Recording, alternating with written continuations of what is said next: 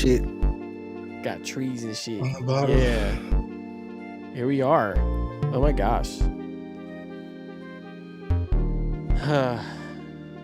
We made it. We Yes, did sir. Can you hear me clear? I could hear you clear. All right, Crystal. Crystal clear. Okay.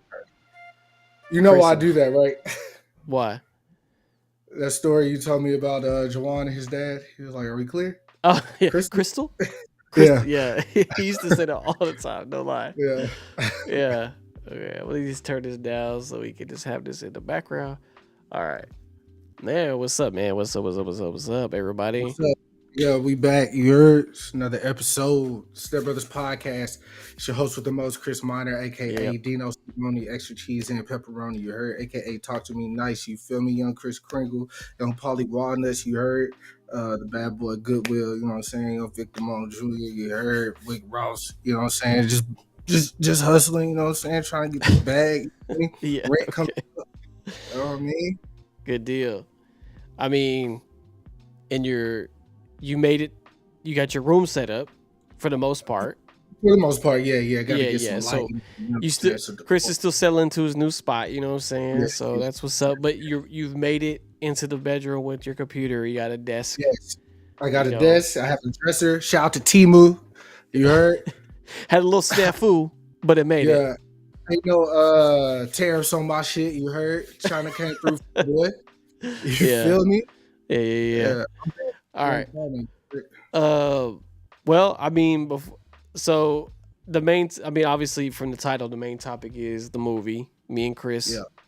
saw Sinners. Chris actually saw Yeah. it twice. Yeah. He saw it. He saw it again with me, and he saw Yeah. it before me. We were supposed to go, but it got too late that day for me to make it happen. But I did see it, so now we can officially. That's why we got delayed a week, because I didn't get to see it in time. But now I saw Fun it. fact.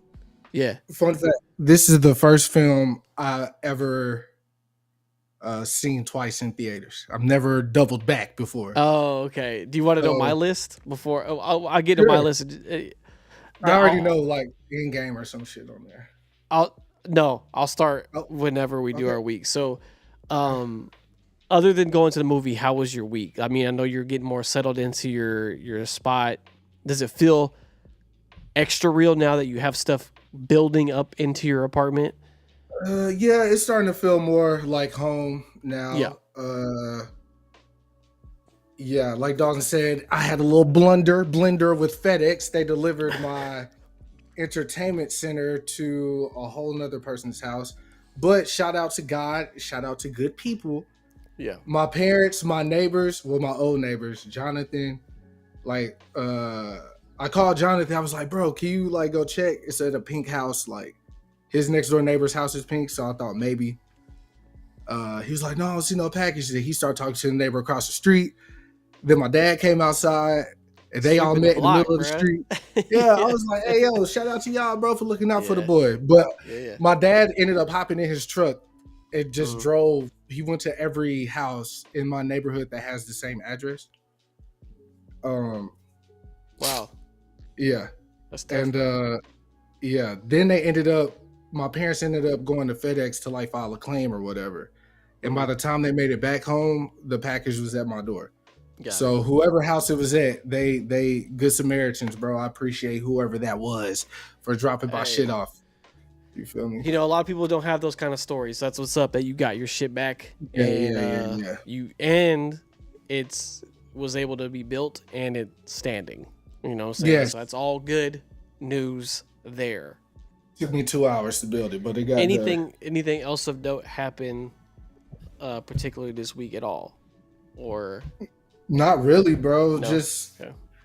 Easter was Sunday. Went to the parents' house. My dad made a brisket. Fucked that up.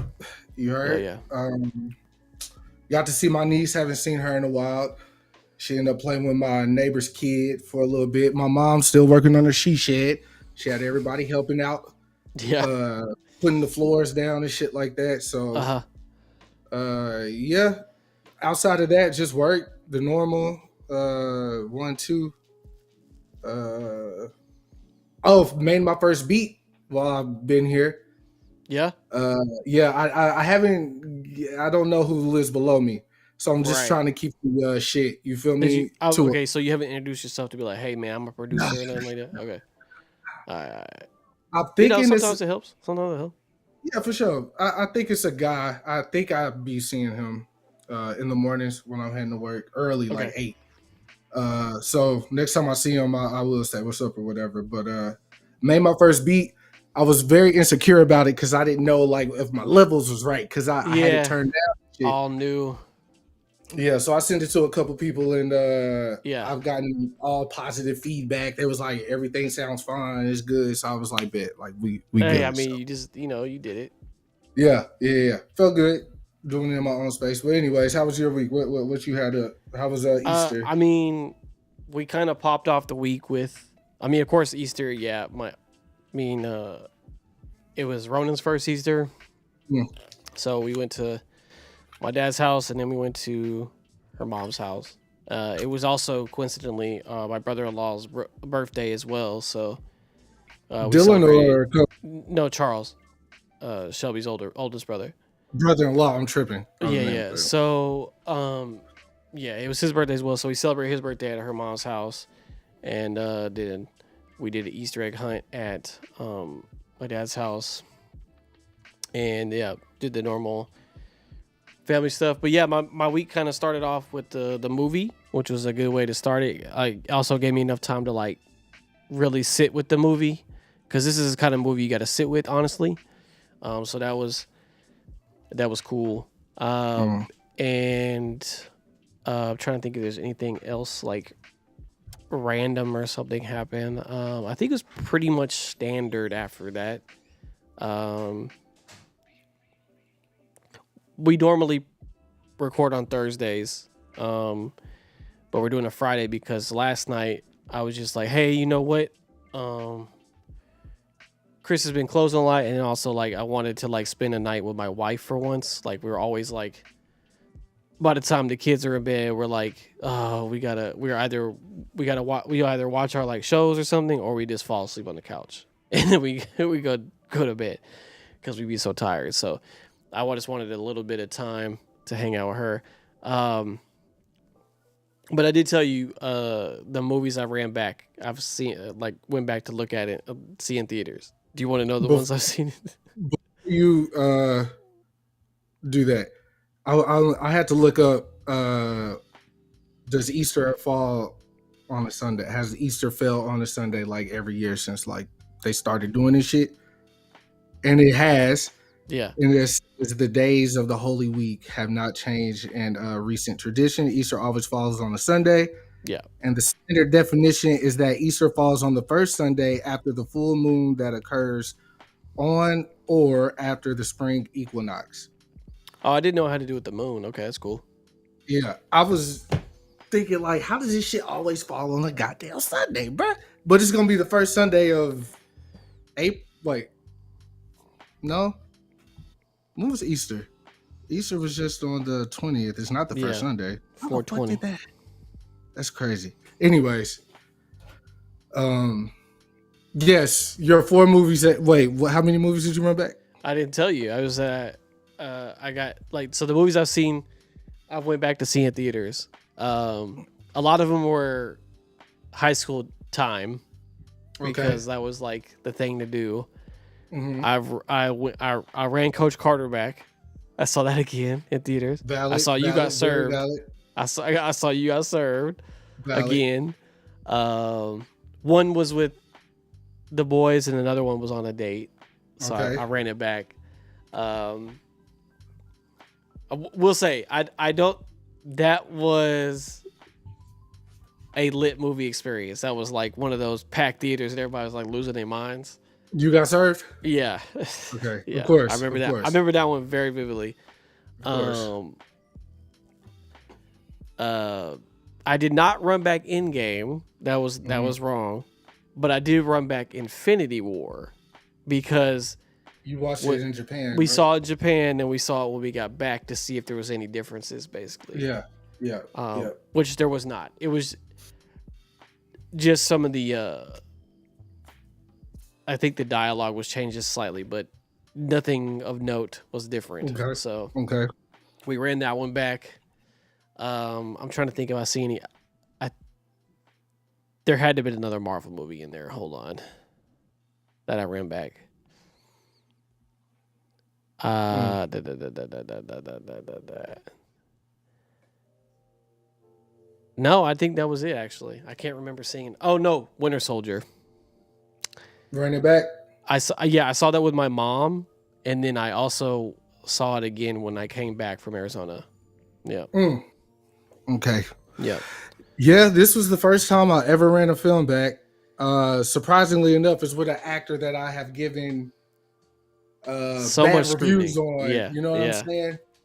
But are we ready to dive? We could go Yeah. in Like, there? I mean, this is what we're going to talk about. So let's start with non-spoilers first. Like, all right, let's just start with our impressions, like kind of how we feel about it.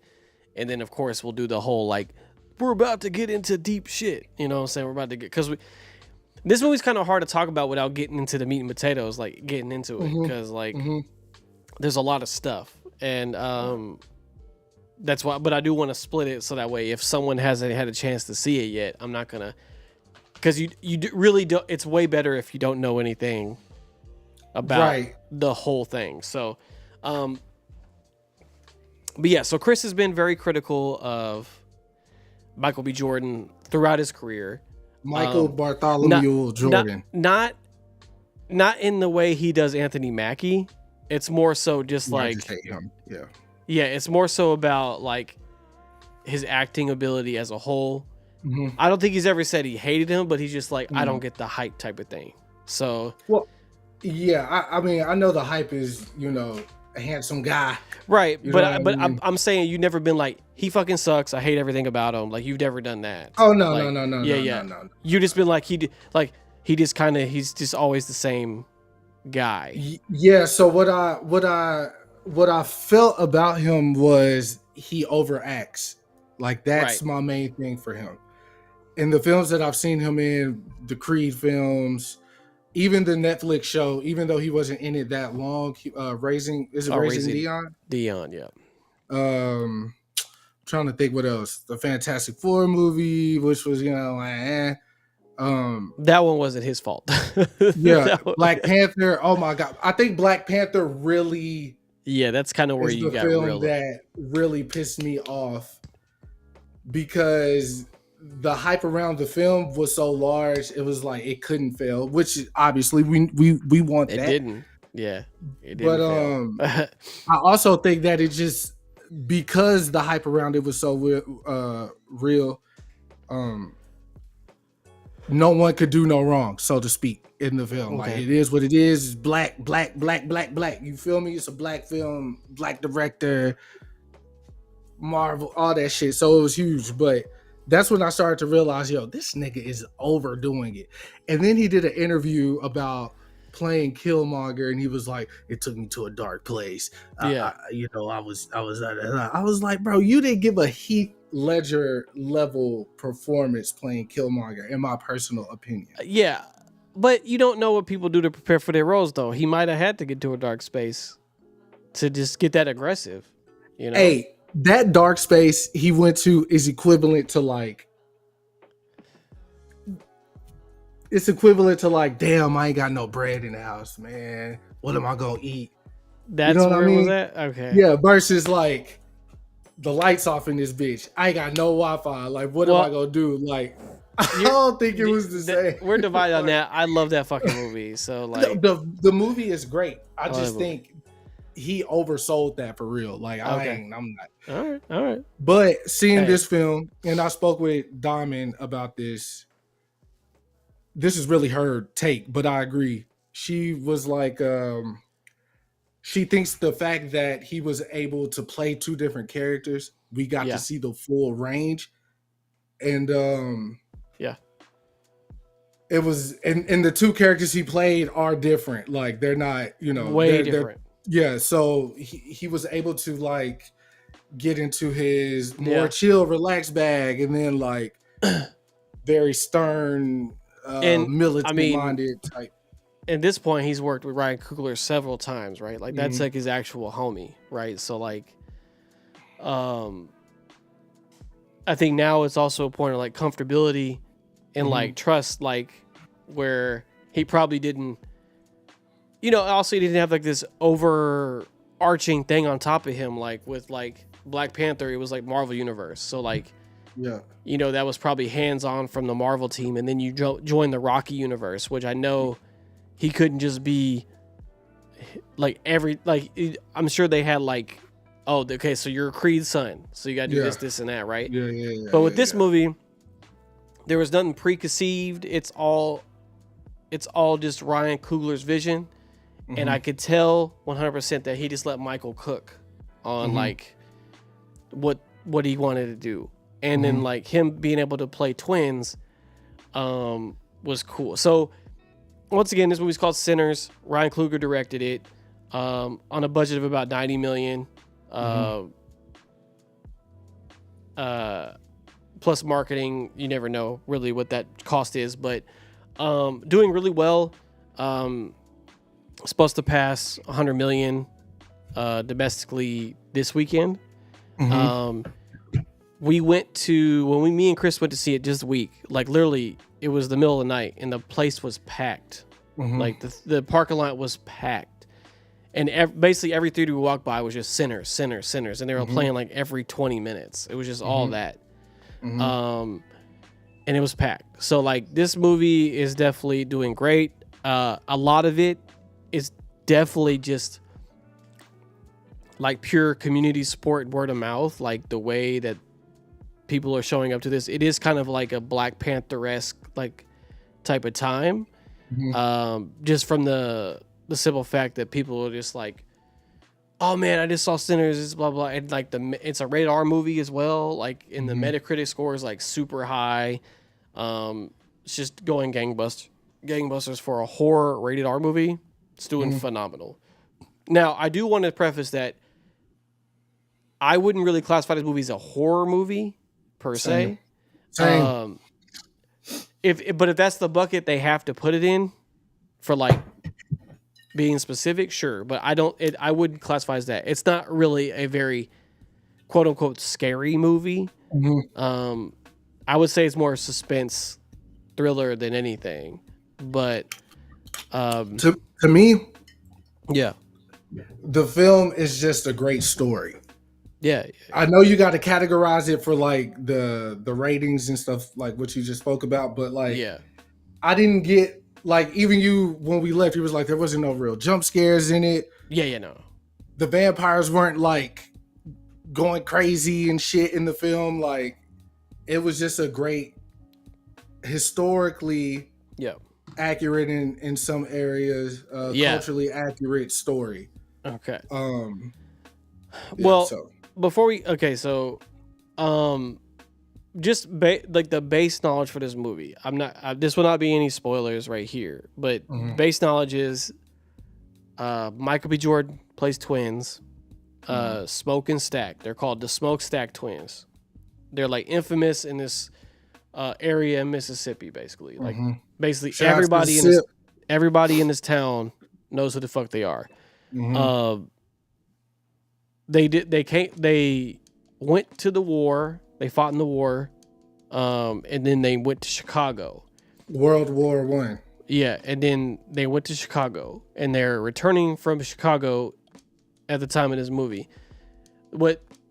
It doesn't really tell you what they did in Chicago, but they come back with some bread. They did something where they made a lot of money, especially for the time, because people were surprised by how much bread they got. And they buy a juke joint, which you don't know what that is. This is Prohibition era, so like, it's a place. It's a club basically. It's a place for people to quote unquote illegally gather. Also, before you go on, shout out to Jameson. He told me when we left the film, him going, the brothers fighting in World War One or whatever. Their dog tags were accurate. They were circles at World War One. So that's one of the things he had on his neck. On his neck. It was a circle. Cool. And that was his medal or whatever. And nice. I thought that was cool. Even for him to just say that, I was like, why would you know that? But yeah. And now, one thing to know, what I like about how they did this is that what I just told you is not just explicitly like told to you. It's kind of like context clues with conversations. It's not like the Smoke Check twins have returned from the war, and it basically everything that happens to them prior to where we're at in the movie is all context clues. Like, you know, they did some in Chicago. They're back. They've been gone for 7 years total. We know that. And then it seems like they just left abruptly because everybody's like, bro, where the fuck you been at? And then their significant others were like, oh, you just decided to just come back in this motherfucker and think shit gonna be sweet? Yeah, so that's the basic premise. And then their cousin is a new actor. I think this is his first feature film. He and he's did the actual music as well for this movie. So first off, music in the movie is phenomenal. It's also very important to what's happening in this movie. So like, music is like an integral part of the movie dynamic and the movie itself. Here, I'm gonna get the gentleman's name real quick for you. Babyface wrote the main song. Yes. Which I thought was really fucking cool. For sure. That's hard. His name is... Yeah, I'm pulling it up now. It's Miles Catton. Catton. Fun fact about Miles, he was singing backup for her on tour, and she told him about the movie and he should try out for the film. Yeah. So shout out to her. Yeah. Because the boy's good. He plays their cousin Sammy. He's a preacher's son. Sharecropper. Yeah, but he wants to be a singer, a blues player. He's like supposed to be like super cold on the guitar, and then he has this like really boomy, deep voice, like really powerful. And even like him talking, he's just like, I won't be a singer. You know, he's like real deep. And very Southern, just such a Southern thing. But yeah, he plays Sammy. You got Delroy Lindo, the OG legend, in there. He plays a like basically a drunk blues harmonica piano player.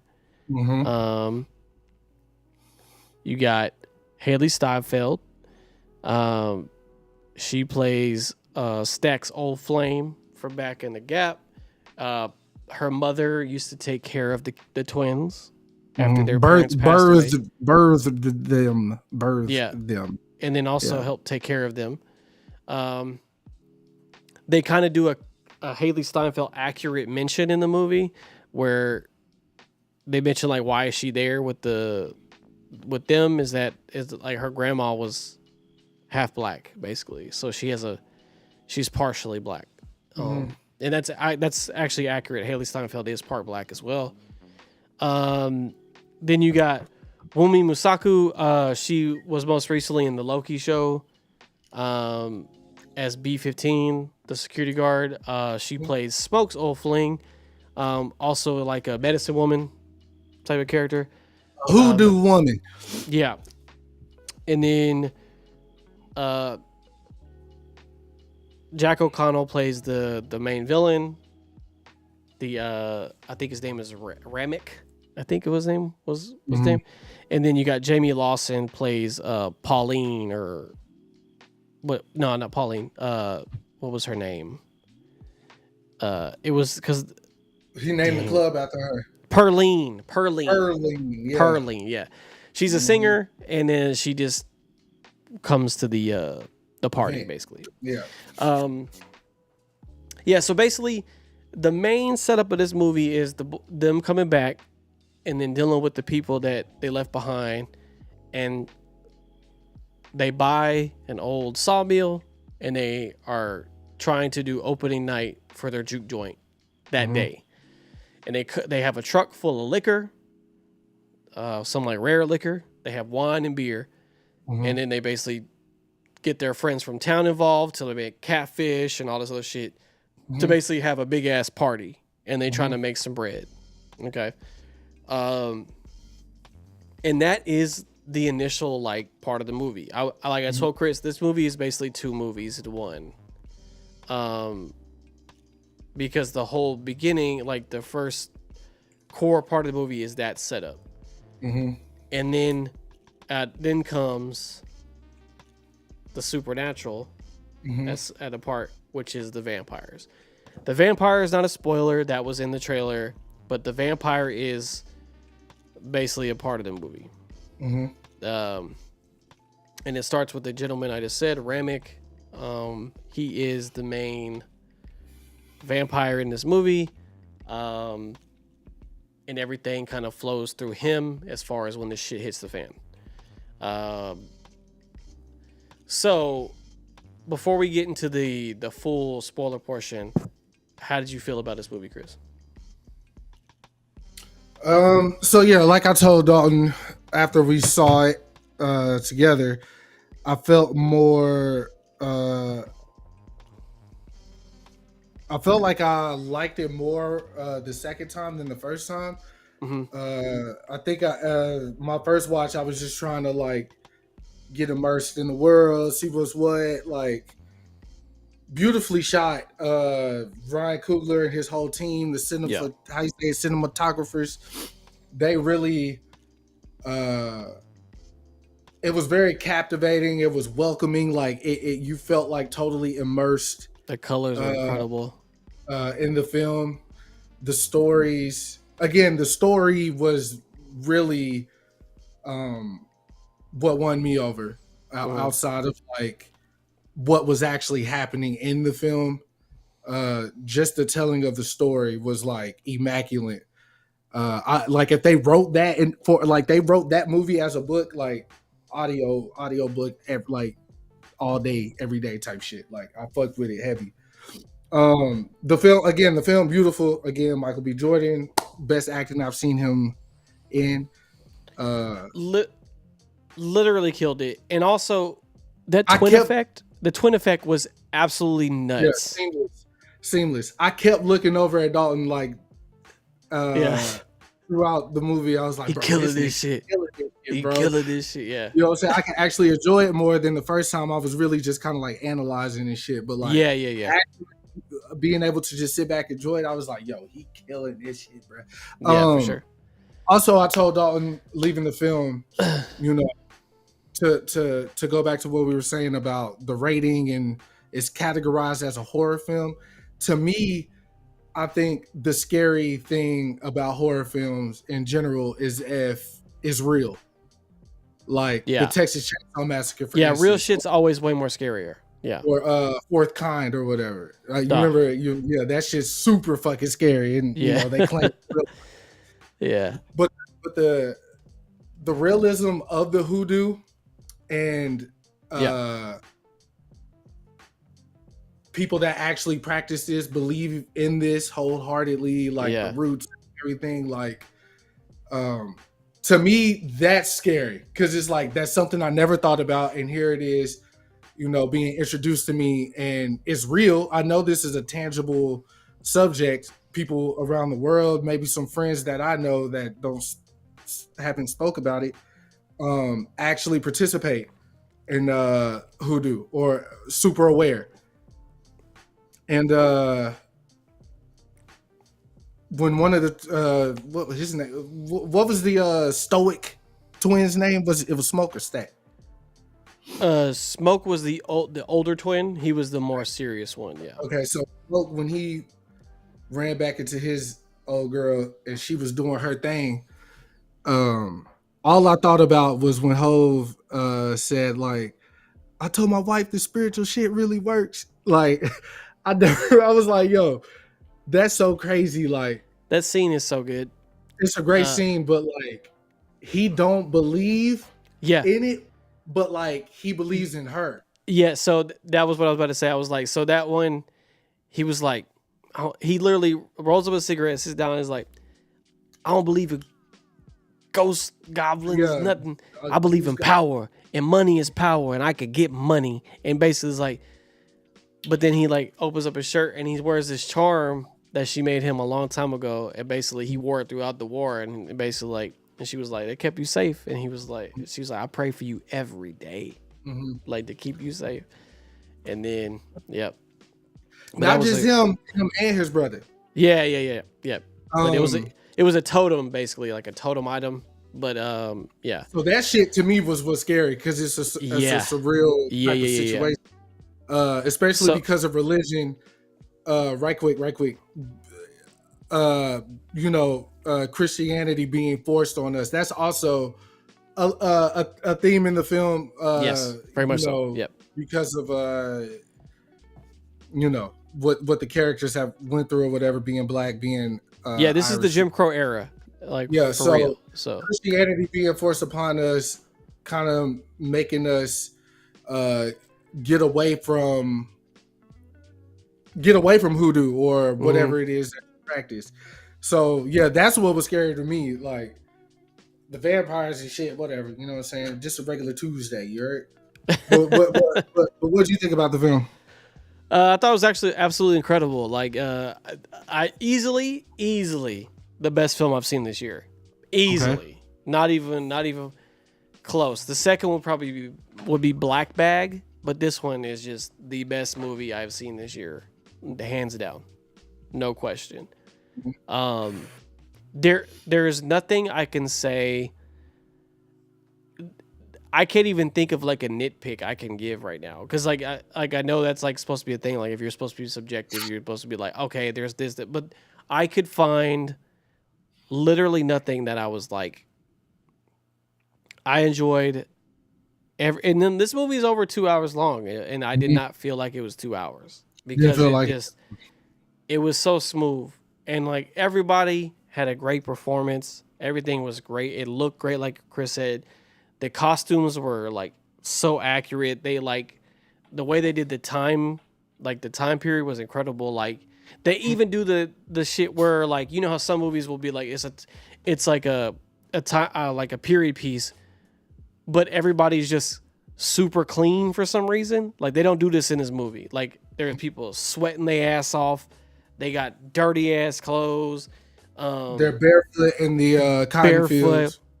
Yeah, so like all that shit is like literally like the way like you could tell that like this is the time period that you're in. And they do like they even have Delta Asians, which was a real thing. Like people that immigrated through the Delta, the Chinese, they have like a whole general store ran by the Chinese like family that lives there. And like all this stuff is like time period accurate, which is really cool. Like Chris said, the Michael B. Jordan's twin performance was absolutely incredible. He plays two completely different people with the way they talk and everything, completely different. The way they stand. Yeah, everything different. And the little subtle things in there with like why he doesn't roll his own cigarettes and like all those little nuances and stuff that he threw in there. Like Ryan just really thinks about the movies he makes. And so Ryan did a interview with the Breakfast Club. I spoke about it on our last pod, and preparing for today. And he had obviously twin consultants for the film. They're actually listed in the thank yous and shit. Yeah. And he was talking about like everything about them, like when one fights, the other one fights. When one's sad, the other one's sad. Ryan has said he asked them, have they ever just had a heads up, like one-on-one type shit? And the twins were like, only with each other. We fight everybody else together type shit. And he said he had them come to his house, and he noticed that they sat together, and they were always like either their knees were touching when they were sitting or something. They were always touching. And he was like, he said he asked them like, yo, why do you always sit together? And the twins were like, we do that for you. We're not doing this because we have to. We're doing it for you. So Ryan was like, what the fuck? Why y'all sit? He was like, we're identical twins. Like, do you know how fucked up it is to like look to your left and see one part, and then look to the right and see the same person. Like it trips. Okay. They were like, it Yeah, trips a lot of okay. people out. I never So thought about that. Yeah. we sit right in front of Yeah. you, So you can see both. yeah, Yeah. yeah. Okay. And I could definitely tell this film meant a lot to Ryan based on that interview. Even why he made the film, he had an uncle that passed away. He couldn't make it to the funeral because they were doing Black Panther, Mm. and he was talking about how when he was younger, they lived in the same neighborhood or area, and he would go to his house. And he would be watching football or something, but the volume would be down, and he would have jazz on. So, or the blues, he would have the blues playing. So, obviously, him not making it to his uncle's funeral really fucked him up. So he started playing blues records to like, think about him or whatever, and take him back to that time. And yeah, he just started getting into it. Like even in the film, this is like spoiler, but not really.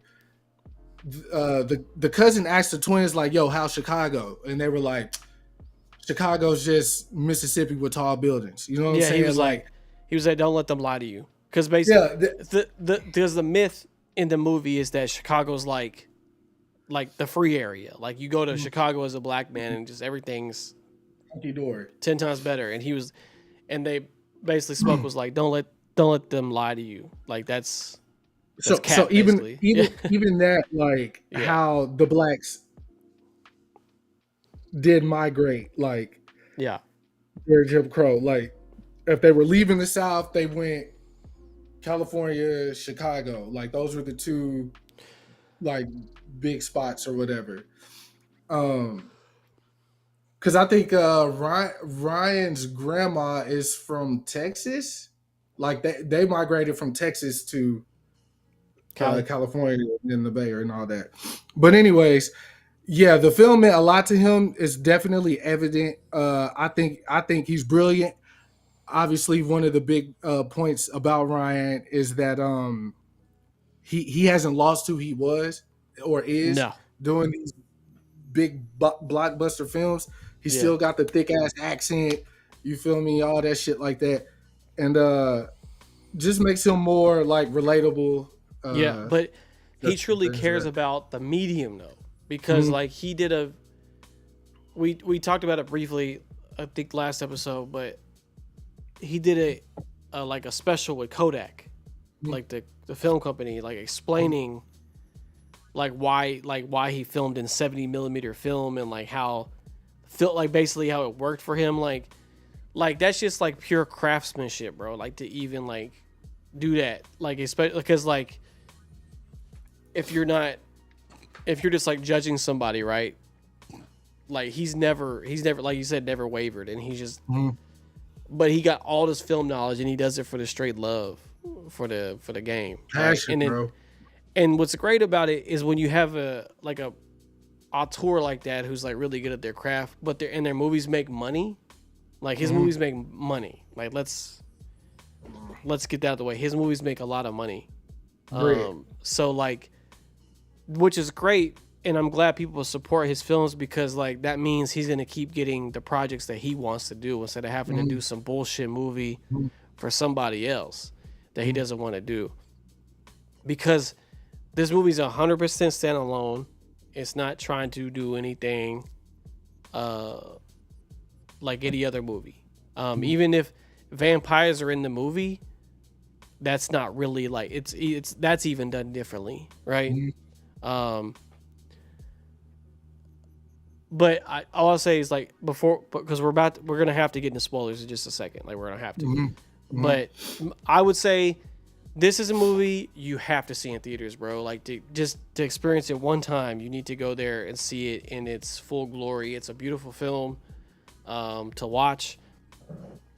It's entertaining from start to finish. It's two hours of change, but it won't feel like it because the movie's so compelling and the performances are compelling.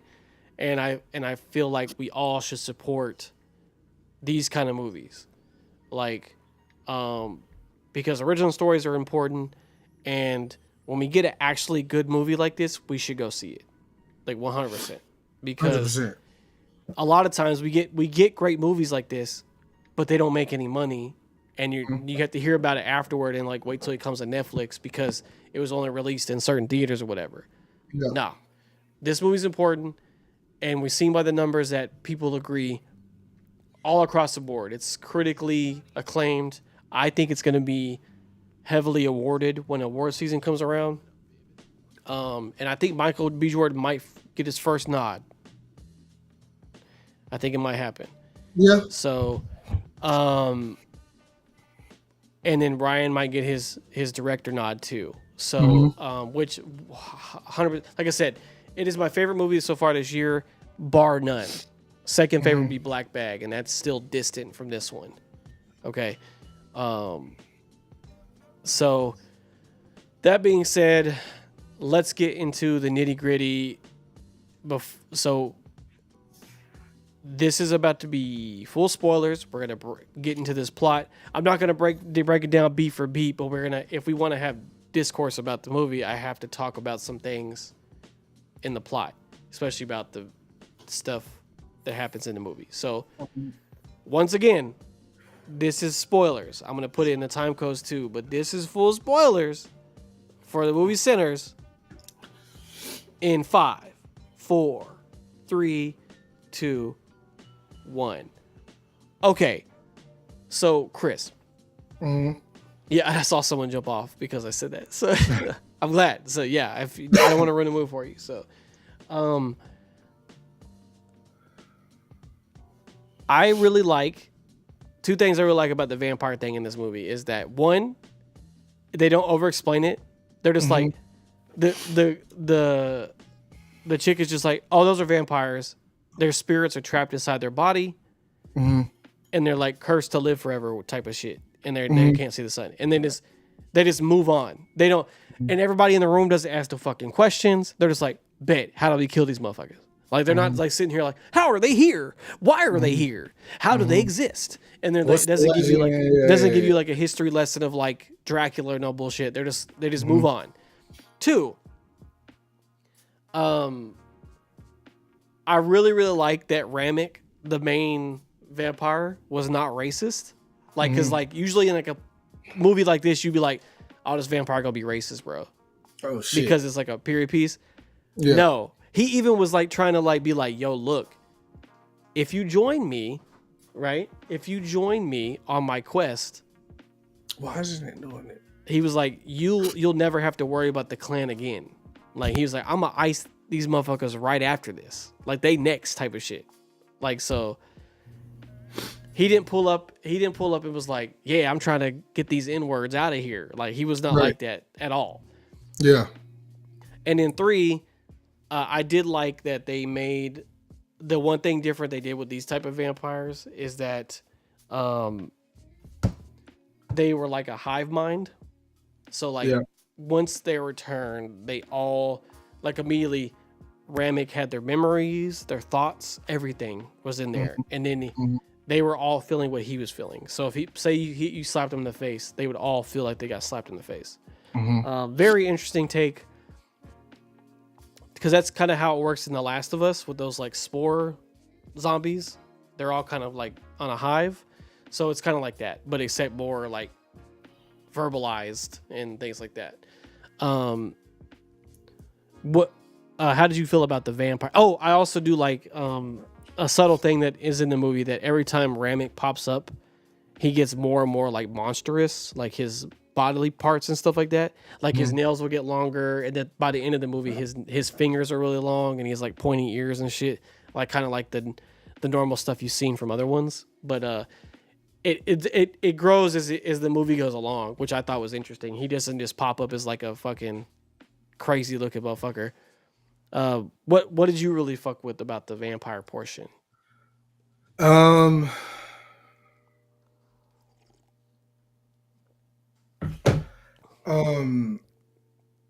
Sorry, I got a text. Oh my god. The fact that the vampires had to be invited into the house. Yes. Or where No questions asked. Yeah. That goes all the way. You could break that down 6 ways from Sunday. You feel me? Like be careful of who you let into your house and like protect your energy and like all that stuff. Like, uh, I thought, and they caught on to that very early too. It didn't take any missteps. Well, there was one misstep, I guess, which is debatable when he extended his hand to hand them the money. Oh, That was that part. like Yeah. a welcoming gesture or whatever the case may be.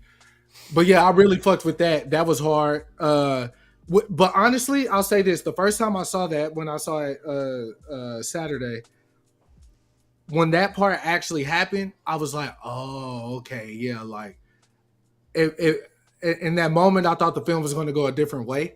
Yeah. Um, as far as like now we finna have this slasher, uh, beat 'em up, Dust Till Dawn. yeah, type Yeah. situation. You know what I'm Yeah. saying? Because they have to be invited in. Yeah. Which we kind of got a little bit, but yeah, I thought it was just gonna be like this big situation. Um, I will say, if I do have anything negative to say, I guess the actual, again, this not taking anything away from the story, just what I expected to see. I thought it was going to be a big clash in type Yeah. situation. Action's very minimal. Very Yeah, minimal. very minimal. I thought it was going to be like a real deal, like we killing them. The best action sequence is the surprise action sequence to me. Yeah. Which I'll talk about later, but yeah, I liked everything about it. Even the fact that like the three main vampires that we get introduced to, they're musically gifted as well. yeah, they get it from him. But yeah, he Yeah. was you could tell he was a musician back in his time his time. period. I will say there's a part where it's after a lot of people get converted or whatever. And he starts singing like an Irish song. That shit was lit, bro. They were all in there like clapping and dancing and shit. The best musical part to me outside of Sammy and the actual juke joint was the initial song Haley's character walked up on them doing. Oh, okay. When she was trying to see what the fuck was going on. To me, I was like, yo, this shit is hard because I wasn't expecting the chick to have a voice like that or whatever. Yeah, when they were outside on the like curb. Yeah, definitely like bluegrass. I don't know what genre bluegrass. Yeah, it was like is. old bluegrass for sure. Yeah, but that shit was hard to me. I was like, I need to get this song and sample. Yeah, because it was like very subtle. It was like yeah, but no, but the vampire aspect was dope. Also, a big part of the film too, which I don't want to overlook. When we're first introduced to Ramsey, whatever his name is, Ramek, I think the main antagonist, he's running away from the natives, a Native American. Yes, Native Americans. And I want to shout out to Ryan for throwing that in there, one, and not dressing them up in like the little skirt, no shirt, headband. Like them niggas was dressed to the nines. Yeah. They were doing actual their Indians. Yeah, they were doing their like they were doing that little shit. I don't know what that's called, but you feel me? They was doing their joint. He prayed for the people. It's like, yo, if you let them into your house, y'all are fucked. But may God be with y'all. And they dipped. But definitely was expecting the Indians to come back. No, Native Americans to come back and do like a team up. It's like, this is how you kill them. Never happened. I totally thought the film was gonna take a turn. I just think honestly, it did, but not the way we thought. But honestly, if it took a turn, I don't know if the story would have been as good. Correct. Yeah. He stayed on. I completely like what they did at the like. I like it so much because it was like such a satisfying like part. Yeah. It was but which I'll get to in a minute, but since you mentioned it, I have to bring it up. Miles Catton did when he had his moment, because this was supposed to be his first performance or whatever, right, at the juke joint. Boy plays his song, and this might be one of the best musical sequences of all time. Mm. Not joking. Yeah. Not joking. From the choreography to the blocking, then to the performance itself, the song, the singing, and then what transpires while he's singing. The mixing was immaculate. Like everything about this part, like other way I can describe it to you is like I felt it like in my body, like every second of it. Because it's a song he wrote for his dad, the preacher, because his preacher is like basically like, that's the devil's work, son. Don't be and he's like, you from the line from the trailer, like, you play with the devil long enough, you're gonna let him in. Like that type of thing. So this song is a song to basically his dad saying, like, I'm gonna be a singer type shit. Yeah. And that's the one from the trailer was like, gonna take me.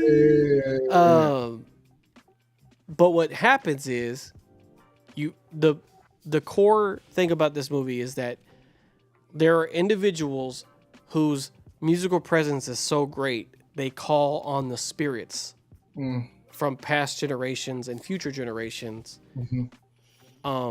at the same time. And then they also can call evil to the door, which is how Ramek finds them, by hearing and sensing Sammy's musical ability. So that's one. So what happens in this sequence, making sure my wife couldn't hear me because she hasn't seen it yet. What happens in the sequence is, while he is singing, every time like the camera pans, people start changing in the audience to like, there might be someone pop up in African garb from like ancient Africa. Then someone might pop up in 80s garb, a guy, like a synth R&B guitar player pops up in 80s outfit.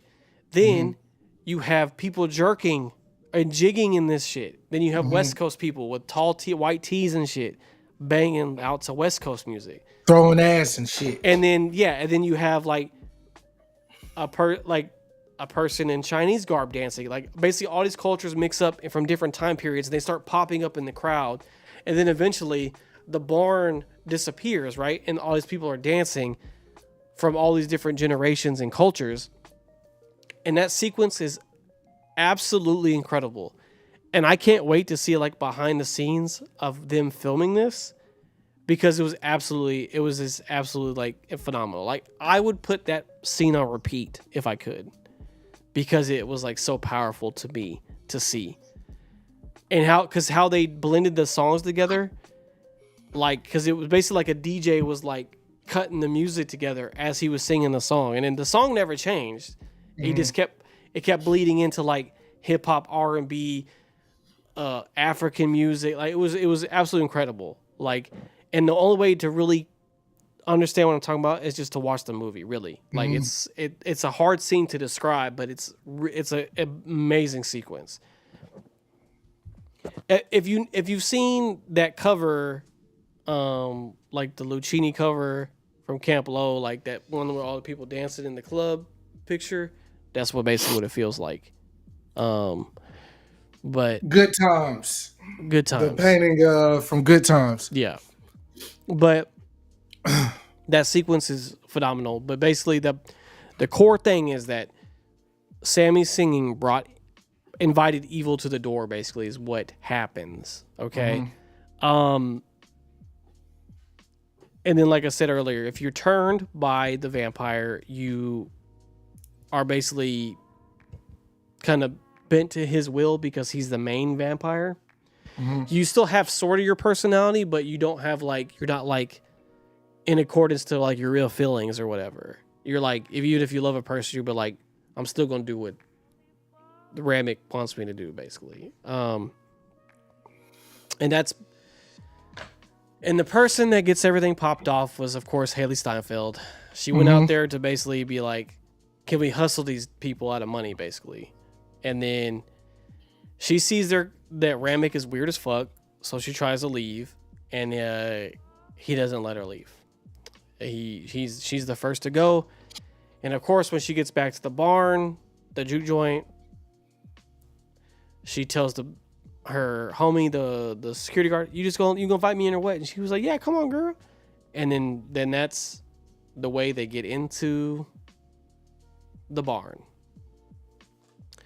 And then that's where things start escalating from there. Now do I want to talk about the surprise sequence at the end, Chris, or just leave that to the movie itself? Because that was like one of my favorite parts of the movie. But I don't want to ruin everything or spoil everything. But I will say this, like, to go back to what you said about why Smoke couldn't roll a cigarette. Yeah, that becomes evident in the film. Yeah. Even goes back to his time in Chicago. So I did enjoy that, but yeah, I think we should say that. Even the after credit scene, I think we should say, which to me was perfect. Like, yeah, it so was, I would perfect. like it. Kind of it kind of bleeds in because like the scene is like playing while the credits are rolling still. So like it's kind of like the pure ending. Like you kind of have to stay for it though. Like don't leave until the black and white credits show. Yeah, there's a scene that just is like very important. It's like the perfect exclamation point to the end of this movie that needs to be seen. But yeah, man, I like that's pretty much it, man. Like the movie's incredible. Every element just works so well. I can't shout this cast out enough. Like really, like they did a great job. Shout out to Miles Catton for his first performance, killing it. Voice is amazing. The music in this movie is incredible. And I can't recommend this movie enough at all. I can't wait till it comes out for me to purchase. I'm gonna try to get that 4K edition so I can watch it in that 7mm film. And like I said, I gotta see the behind the scenes of how some of this shit was done because the twin effect is incredible, absolutely incredible. And y'all just have to see the surprise sequence at the end of the movie. It makes everything so much worth it. I agree. I agree. Yeah, it doesn't overstay its welcome. Super solid all the way through. And I'm not even a big vampire guy, but like good vampires for sure. And it's just good to see a good movie, bro. Like honestly, 100%. Like it's just good to see a good movie. Instead of having to just rely on anime all day, you know, it's nice to see a good movie sometimes for your boy. So, is there anything else you want to say about the movie, in general, or is that pretty? Is there any other thoughts you have before we kind of get out of here? Yeah. So the film opened last weekend, right? Yeah, Easter weekend. Yep. So the movie was like projected to do whatever, right? So Vanity came and was like, yeah, the film did pretty good, but they still fall short to like recouping or whatever. So everybody caught them out. Like Ben Stiller even was like, hey, bro, what the fuck y'all niggas doing? Since when is 60 million opening a bad thing? Yeah. Right. So then, like Dalton said at the top of the pod, they are now over 100, right? Yeah, I'm gonna give you the full global because that was just domestic. I'm gonna see what we're at right now. It will not like capture my face, bro. Maybe because. Hold on, right quick. Yeah. Yeah, I got the worldwide number right here.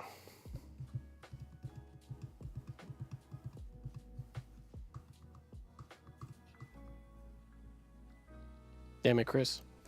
All right. Well, I'm gonna look at these figures. So yeah, their opening weekend it made $48 million. Right. Domestic is 83% of the box office so far. Domestically, it's made $77 million, almost $78 million domestically. Internationally, it's made $15,500,000. So worldwide, oh, there's Chris. Worldwide, Chris, we're sitting at $93 million so far, and we're not even on Saturday, Sunday yet. Yeah. So that's the current numbers. Oh, that's up to Thursday, so we didn't have tonight's numbers yet either. So up to yesterday, they're $93 million worldwide. So this movie's gonna have legs for a while. I think it's gonna be steady, and basically until the Thunderbolts comes out. But yeah, this movie's gonna make its bread back for sure. And then don't slouch on the home sales either. When it goes on digital sales, people gonna buy the fuck out this movie. Oh yeah, for sure. So, yeah, I mean, definitely go check it out in theaters. It's 100% worth the watch. Please do it. Keep letting Ryan make these great movies, and keep letting them put new talent out there for us to see. And shout out to Ludwig for the music, bro. Once again. Yeah, he definitely did his thing. You were doing your thing. And I'm just excited to see what's next, bro. I honestly hope he takes a good little second to just kind of reevaluate and then recharge. So I don't want him to feel like he has to rush out another one. I do know Denzel's gonna be the next Black Panther movie thanks to him. So shout out to him for that. And yeah, just excited all around. So thank you for the movie, bro. My number one movie so far this year. Let's see if anybody can change that. 100%. So beautiful film, man. Beautiful film. Go see it. But I'm trying to think if there's anything else. Oh yeah, and just as a fucking before we get off, it's 11:05 p.m. Friday night, and Shedeur Sanders still isn't drafted. Y'all are some fucking haters. Yeah, that's crazy. That y'all playing with him now. Just gross. They trying to break that boy. Not gonna happen, bro. He has nothing to lose, bro. He has nothing to lose. Yeah, for real. So he not the one. But yeah, man, I'm just sick. But yeah, great movie. Go see it. We gonna call it a night. Thank you for hanging out with us, talking about this bomb ass movie. Next week should be a normal episode with topics. But yeah, man, really appreciate people that stuck through and watched. We kind of bounced around the numbers. They dropped after I said spoilers, which is fine. But yeah, man, really appreciate you for sticking through. Don't forget to like and subscribe. Follow us on Twitch and all that on YouTube. And that's it from us. Anything else, Chris? Piece of chicken grease, man. Keep God in your life, fuck nigga. Okay.